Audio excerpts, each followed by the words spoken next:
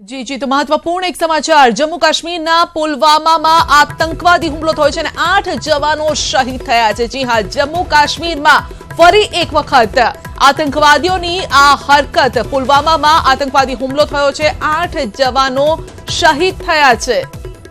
તો મોટો હુમલો અને 8 જવાનો ભારતે ખોઈ દીધા છે। 8 જવાનો શહીદ થયા છે આતંકવાદી હુમલામાં।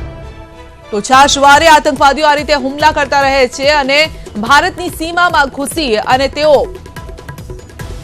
જે રહેવાસીઓ છે, સ્થાનિકો છે, તેમને પણ હેરાન પરેશાન ક્યાંક કરતા હોય છે। જ્યાં સર્ચ ઓપરેશન ચાલતું હોય છે ત્યાં પણ તેઓ કનડગત કરતા હોય છે અને ફરી એક વખત આતંકવાદી હુમલો, 8 જવાનો શહીદ થયા છે।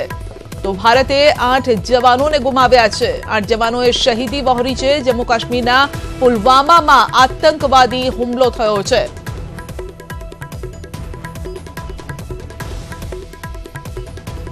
તો આતંકવાદીઓને રોકવા માટે અનેક ઓપરેશન પણ ચલાવવામાં આવતા હોય છે।